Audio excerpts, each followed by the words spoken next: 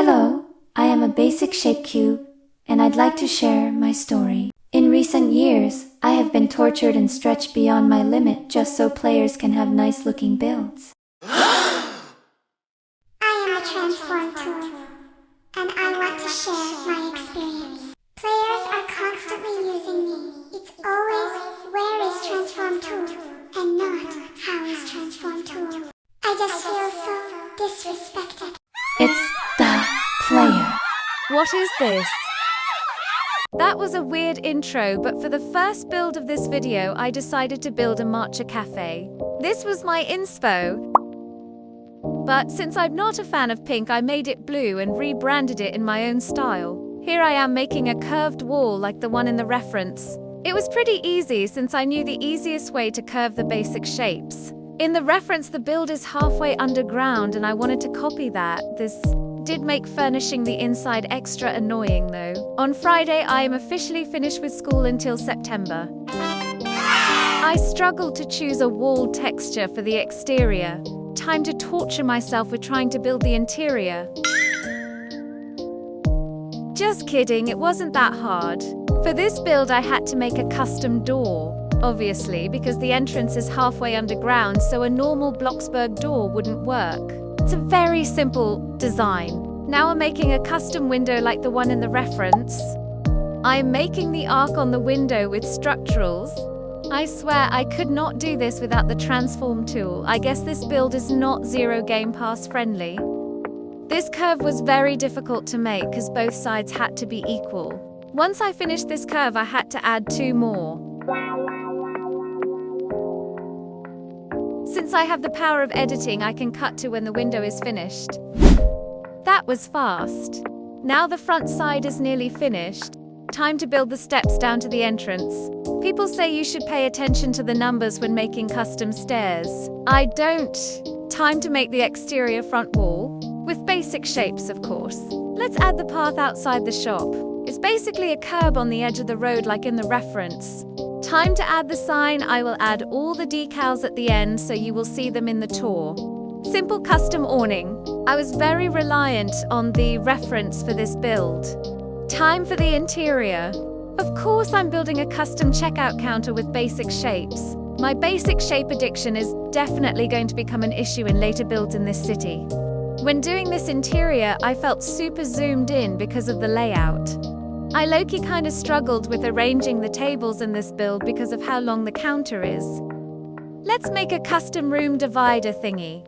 I'm not really sure what I was inspired by for this divider, but it ended up looking good and very similar to millions of other dividers in the world. I wish Bloxburg would add more room dividers so I don't have to traumatize the basic shapes. Now it's time for the dreaded tables. I decided to go for a booth style, but I don't know how accurate this is for a matcha cafe since I don't even like matcha. At this point, I decided this is also a boba cafe, hence the neon boba sign. I am now making a custom lamp. I wanted this build to be cute and colorful, but none of the in-game floor lamps are tall enough. I wish we could resize them. It's rainbow, the most colorful thing of all to humans, at least I think it is. This lamp kind of messed up the lighting for this build and I have no idea how to fix it. Let's make another custom lamp, except this time it's just basically a lampshade. This lampshade is pretty cool looking. I was a bit inspired by Glozzy's New York apartment video. She called them Mentos lamps, which I think is pretty accurate. Now I'm adding more light fixtures. If you didn't know any better, you'd think I'm secretly a moth.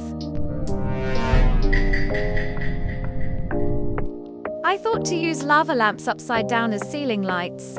I think it turned out pretty cool looking. I decided to add more tables because 2 didn't seem like enough. Now we have 4. What I'm making right now is a secret, until it's obvious. I'll give you a hint, it is going to be the mascot for this cafe. Now you must be thinking, what could the mascot be for this cafe? If you said a rabbit like the one in the reference, you'd be wrong. Does it look familiar yet? It may be obvious to you. It looks so accurate to what I was going for. Can you tell what it is yet? This is an eyeball, by the way. Maybe it's a hint too. Should I tell you? It's so obviously a penguin. Do you think it's cute or nightmare fuel? Tell me in the comments. I personally think it's cute, but I do love penguins with a passion. Time for the tour. I think it turned out so good. I loved the penguin so much it's in this build twice. The lighting is a bit bright, but I gave up on trying to fix it. I love the decals. I even made some of them myself.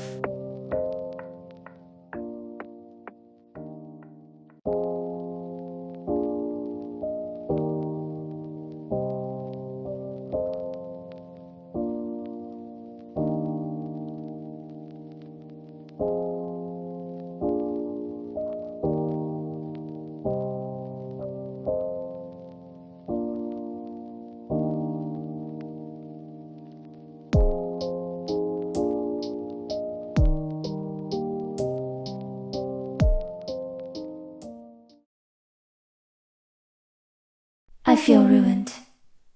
They stretched me and my sibling's sphere. And half sphere, I can't believe it.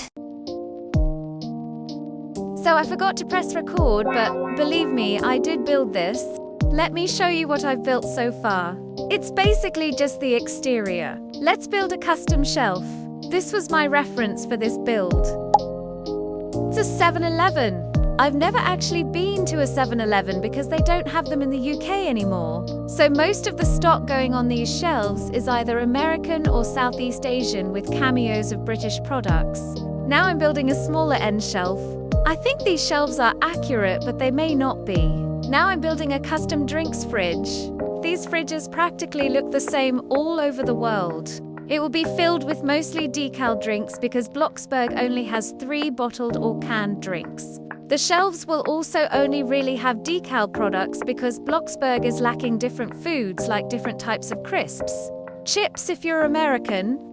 Now I'm adding the actual shelves to the drinks fridge. I decided to put the doors on after I've stocked it, which you guys will not see because it took me like an hour to find decals. Tour time because I forgot to press record again. I was a little busy when building this. But I love this build, it's so colourful. I hope it's somewhat accurate to a real 7-Eleven. I think this build is the thing making my recording lag and I'm not sure what to do about it. I added quite a few Asian snacks and some American ones too, like cheese balls. I want to try cheese balls one day, but I don't like real cheese, so I don't know if I'd actually like them.